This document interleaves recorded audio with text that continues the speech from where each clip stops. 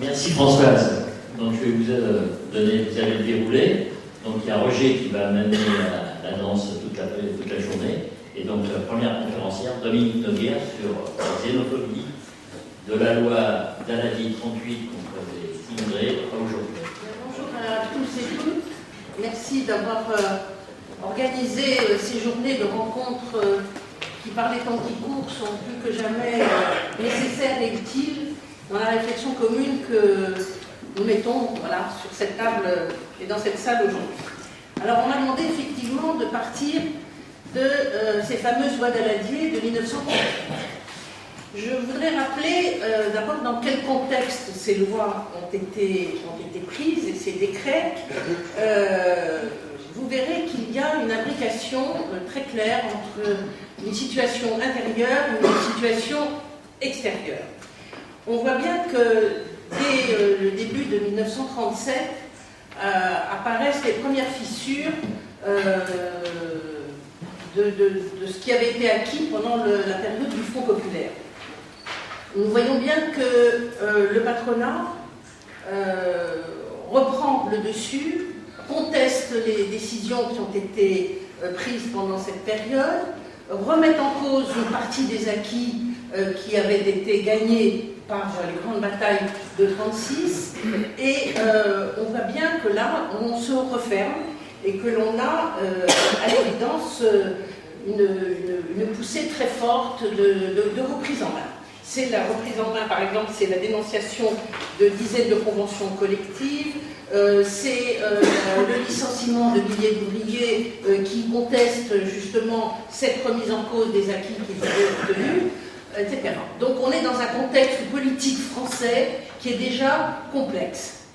S'ajoute à ça, bien évidemment, un territoire, si vous voulez, extérieur qui est compliqué aussi, la montée des périls en Europe, je dirais, puisque nous avons d'un côté Mussolini, nous avons de l'autre côté Hitler, nous avons la guerre d'Espagne, donc une France qui se sent effectivement prise en étau entre un conflit qui est en train de monter et qui va effectivement engendrer de la part du gouvernement Daladier des mesures qui sont tout à fait radicales envers tous ceux qui viennent essayer de trouver un refuge sur notre territoire. Bien entendu, on a l'impression quand on dit ça que les deux choses sont séparées, c'est-à-dire que la lutte pour les droits, le fait que tout ce qu'on avait acquis et qu'on est en train de remettre en cause, c'est pas la même chose que la lutte contre les étrangers. Mais si, c'est exactement la même chose. C'est-à-dire que l'on met en cause complètement tout un pan de droits qui étaient acquis, et ça, c'est quelque chose de très important. Donc effectivement, on va avoir autour des années 38, pas mal d'étrangers qui vont venir essayer de trouver un refuge dans notre pays, la France, terre d'accueil, pays des droits de l'homme. On imagine bien évidemment que tout sera facile et que l'on va pouvoir y trouver un abri et retrouver finalement la pérennité de ces droits que l'on a perdus dans les pays que l'on vient de quitter. Malheureusement, ça ne sera pas le cas, puisque c'est la première fois que l'on prend vraiment une législation qui va s'occuper spécifiquement de la question des étrangers. C'est-à-dire qu'on va créer, ce qui va continuer d'ailleurs pendant des années et des années, une loi spécifique qui va permettre de pouvoir les enfermer, de pouvoir les contrôler et de faire en sorte que tous ces gens qui sont considérés comme des indésirables, et je crois que le terme est extrêmement important, ce terme d'indésirable, on va effectivement prendre des mesures contre eux qui sont tout à fait à la fois coercitives, puisqu'on va quand même les priver de liberté, et quand même priver de sa liberté, et la liberté c'est la première des choses et la plus importante, on va les priver de liberté, on va les contrôler et on va en faire des ennemis de l'intérieur. On va en faire des ennemis de l'intérieur et on va y ajouter, entre autres ennemis de l'intérieur, bien évidemment, tous ces gens qui avaient combattu pour avoir des droits chez nous, et on va finalement jouer un peu de l'un contre l'autre, on va opposer un petit peu tout ce monde-là. Alors, dans cette situation-là, on va avoir un fil conducteur. On va avoir un fil conducteur qui n'est pas sans poser problème, qui est celui de l'administration. C'est-à-dire que toutes ces mesures qui sont prises à l'encontre de ces étrangers qui les privent de liberté, qui les mettent dans les camps, comme ici, comme ailleurs, etc., sont prises par les préfets. C'est-à-dire que nous avons un vieux principe en France qui date de la Révolution française, de 1789, qui dit que nul ne peut être privé de sa liberté arbitrairement. C'est-à-dire qu'il faut que, normalement, quand on est privé de sa liberté, c'est par le biais d'un juge judiciaire, qui est le garant des libertés individuelles et qui seul peut vous priver de votre liberté. Là, c'est l'administration. Et à partir du moment où on laisse à l'administration la liberté totale de pouvoir enfermer ou mettre à l'écart un certain nombre de personnes, on rentre dans l'arbitraire. Et on rentre dans quel arbitraire? Eh bien, tout simplement, on revient, pour moi, à l'équivalent de la lettre de cachet contre laquelle s'étaient battus nos révolutionnaires de 1789. Voilà, donc on est dans cette situation-là, et on voit bien que c'est l'administration qui reprend le dessus et qui fait la pluie et le beau temps, et sans aucune garantie, finalement, pour les gens de pouvoir contester cette privation de liberté. Alors, c'est vrai que c'est un continuum, hein, c'est-à-dire que c'est quelque chose qui continue encore aujourd'hui. Nous voyons bien que dans les mesures qui sont prises pour atteindre la liberté des gens, et particulièrement des étrangers qui viennent sur notre territoire, eh bien on éloigne de plus en plus le juge judiciaire. On le met de plus en plus de côté, parce qu'il est dangereux, parce qu'il peut prendre des mesures qui justement seraient contraires à ce que veut l'administration, et on redonne le maximum de pouvoir au préfet. Ce qui fait qu'aujourd'hui, vous continuez à avoir des gens qui sont dans des centres de rétention. J'en ai parlé hier, qui peuvent aller avec des durées jusqu'à 90 jours, où on n'hésite absolument plus à enfermer des hommes, des femmes, des enfants pendant ce temps qui est extrêmement long. 90 jours, c'est quand même 3 mois, privés de liberté, et sans aucun délit particulier, si ce n'est le fait d'être en situation irrégulière. Donc voilà, on est dans ce continuum finalement de ce que les lois d'Amadier avaient déjà mis en place, qui continue, c'est un peu ce qu'on disait hier, c'est-à-dire que l'histoire, elle ne se divise pas par tranches, il n'y a pas des périodes comme ci, des périodes comme ça, on voit bien que tout ça s'imbrique les uns dans les autres, et que finalement on continue à avoir les mêmes fonctionnements. Alors, tout ça fait que aujourd'hui, les étrangers, bien sûr, on les enferme sur des critères qui sont totalement subjectifs, mais il n'y a pas que les étrangers sur lesquels on prend des mesures administratives sérieuses. Vous avez, je suppose, puisque vous êtes tous des militants, ou beaucoup d'entre vous dans cette salle, le souvenir, par exemple, de ce qui s'était passé au moment de la COP 21. Au moment de la COP 21, on avait préventivement arrêté un certain nombre de syndicalistes, de militants, qui n'avaient effectivement encore rien commis, mais lesquels on pensait qu'ils seraient susceptibles éventuellement de... Voilà, donc on est dans l'ère du soupçon, dans l'ère de se dire, ces gens-là sont potentiellement dangereux, donc on va... Alors ceux-là, on ne va pas forcément les enfermer dans un centre de rétention, mais on va les assigner à résidence, les empêcher d'aller à tel ou tel endroit, les empêcher de manifester, etc., etc. Donc on est bien dans la continuité de cette administration qui va prendre des mesures coercitives en dépit de tout ce que, normalement, on avait acquis avec toutes ces batailles que l'on a menées depuis si longtemps. Donc,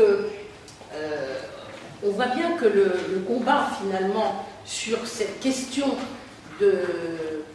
je dirais, du soupçon, voilà, de ce soupçon de mise en péril de l'ordre public, finalement, se met en place aussi bien pour les étrangers que pour les militants, et nous l'avons vu, comme je viens de le dire, récemment, ce sont des choses et je vois qu'il y a encore des mesures qui sont en train d'être prises, il y a des mesures qui sont prises pour interdire aux gens de se rendre à tel endroit, d'aller manifester, etc., etc. Donc la question qui se pose, pour moi, c'est la question finalement des droits.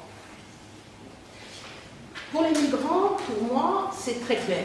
Tant que les migrants seront considérés comme des objets, c'est-à-dire, parce qu'on en parle finalement, avec des termes très négatifs, on est dans des stocks, on est dans des quantités, on est dans des volumes, on n'est pas dans des êtres humains. Hein.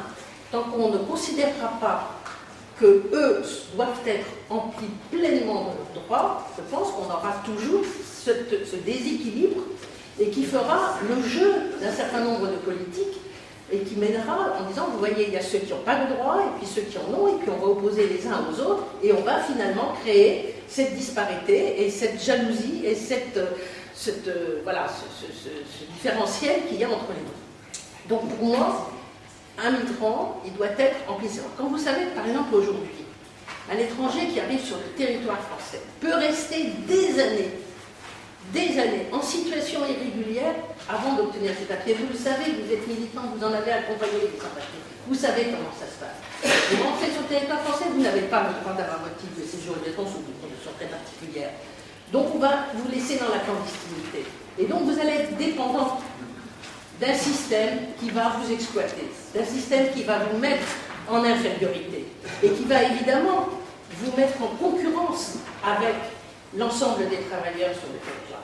C'est pour ça que quand je vois le travail que fait la CGT actuellement sur les travailleurs intérimaires, sur les travailleurs qui sont employés au noir depuis des années et qui n'arrivent pas à avoir leurs droits, je trouve que ça, c'est un vrai travail de remise à niveau. Parce qu'il faut quand même se dire que plus vous donnez de droits aux gens, et plus ils en auront. Il est faux de dire que donner des droits aux étrangers, c'est en retirer aux Français. Ça, c'est complètement absurde. Plus vous en avez, et plus vous remontez la barre. Il faut toujours essayer de remonter et non pas de redescendre. Donc c'est plus de droits, toujours plus de droits. Et il n'y a que ça qui finalement peut permettre d'avoir une cohérence sociale et d'avoir une vraie cohérence dans notre société. Alors, je pense que c'est un vrai travail aussi idéologique. Parce que nous voyons bien aujourd'hui que dans les périodes dites de crise, je dis dites de crise, pourquoi ? Parce que je ne suis pas convaincue qu'il y ait forcément la crise pour tout le monde. Mais on nous fait penser qu'il y a une crise. Et que cette crise-là, on l'utilise pour monter les gens les uns contre les autres. Les pauvres contre les étrangers, les un peu plus nantis contre les un peu moins nantis, ceux qui ont un peu plus contre ceux un peu moins, etc. Donc on rentre dans un système de concurrence permanente. Donc tout ça ne peut s'arrêter qu'à partir du moment où on peut bénéficier chacun de la pleine et entière totalité de ses droits. Ça, j'y tiens beaucoup. Or, on nous montre tout le temps que ça n'est pas possible et que finalement, vous voyez ce qui se passe aujourd'hui, hein, on a des personnes qui se rebellent et qui considèrent qu'effectivement, ils ont le droit d'avoir la totalité de leurs droits. Alors, c'est vrai que quand j'avais, à un moment donné, défendu beaucoup d'intérimaires sans papier devant la Cour d'appel de Paris, notamment, et qu'on avait reconnu qu'ils avaient le droit de grève, par exemple, et bien c'était une très grande victoire, parce que ça voulait dire qu'on les avait reconnus, qu'ils avaient la possibilité, qu'ils étaient des véritables travailleurs, qui avaient les mêmes droits que les autres. Donc cette concurrence entre les deux, il faut effectivement la mettre de côté. Maintenant, sur la question de l'ordre public, et c'est aussi là-dessus que vous savez, il y a un vieux principe de notre déclaration de 1789, qui est le droit à la sûreté, qui n'est pas le droit à la sécurité. Le droit à la sécurité, c'est le droit, effectivement, de pouvoir être en sécurité dans la rue, ne pas se faire agresser, ne pas se faire voler, tout ce que vous voulez. Mais la sûreté, c'est quoi? C'est le droit de pouvoir être certain que les institutions qui sont autour de nous ne nous mettent pas en danger. Or là, aujourd'hui, nous avons des institutions qui, effectivement, peuvent nous mettre en danger parce qu'elles sont de nature à, justement, mettre en péril nos droits. Quand on voit que, on peut nous priver de liberté, j'en ai longuement parlé tout à l'heure, de façon tout à fait arbitraire et sans qu'il y ait beaucoup de possibilités de recours, quand on nous explique que on est syndicaliste, militant et que donc on est potentiellement dangereux, on le voit aussi par exemple dans les affaires judiciaires où beaucoup de nos amis syndicalistes se sont retrouvés avec des condamnations assez fortes qui sont visiblement dissuasives pour les empêcher de continuer à militer et à continuer à faire des actions importantes. Je pense que là on est dans un système qui là aussi met en péril finalement la sécurité des gens puisqu'on n'a plus tout à fait confiance dans la justice. on n'a pas tout à fait confiance dans la police, on n'a plus tout à fait confiance dans les institutions qui nous gèrent, donc on est dans cette situation-là. Donc, liberté, propriété, sûreté, résistance à l'oppression, oui, ce sont les termes de la déclaration de 1789, et je pense qu'ils sont parfaitement d'actualité aujourd'hui, et qu'on a toujours intérêt à s'en rappeler et à les remettre en avant. Alors, vous savez que nous allons commémorer bientôt, c'est-à-dire la semaine prochaine, le 70e anniversaire de la Déclaration universelle des droits de l'homme. Je pense que la question des droits économiques, sociaux, politiques, syndicaux doit avoir une égalité de traitement entre toutes les personnes qui vivent sur le territoire français. Si on ne rappelle pas ça, je pense que nous continuerons à aller vers la division. On n'a pas le droit de transiger sur ces principes, comme sur le respect des textes et des conventions internationales. La démocratie sociale et civile à refonder ne peut pas ignorer les conditions nécessaires à une citoyenneté effective de tous ses membres. Donc il est inutile de faire inutile. On voit bien que les politiques qui continuent à discriminer les uns contre les autres et à monter les uns contre les autres ne font que enflammer cette xénophobie et cette différence entre les uns et les autres. Pour ça, je répète que l'indivisibilité des droits, l'égalité, la dignité, la protection des plus faibles, la justice comme le refus de l'arbitraire, pour moi, ce sont des leviers d'avenir. Voilà, c'est comme ça que je les appellerais. Des leviers d'avenir, il faut qu'on s'en souvienne, il faut qu'on y soit vigilant, il ne faut pas oublier ça, il ne faut pas se laisser emporter dans trop de théories. Rappelons simplement ces fondamentaux et soyons tous très vigilants sur le fait qu'on ne doit rien lâcher, qu'on ne doit jamais céder sur ce genre de choses et que la xénophobie est la pire des choses qui puisse arriver pour une société. Il n'y a rien de tel pour la détruire. Nous avons des politiques qui sont aujourd'hui extrêmement dangereuses. Nous savons qu'autour de nous, l'horizon n'est pas très clair, c'est le moins qu'on puisse dire, que tout s'assombrit. Alors, reprenons et continuons nos combats parce qu'ils sont essentiels. Et je suis convaincue que vous tous, dans cette salle, vous en êtes les artisans. Et même si chacun aimait sa petite pierre, je suis convaincue qu'on aboutira à quelque chose de sérieux. Voilà, donc ne nous laissons pas entraîner par les sirènes mauvaises de la xénophobie qui ne peut qu'amener la tragédie auquel on n'a évidemment pas envie de retourner. Voilà, merci à vous.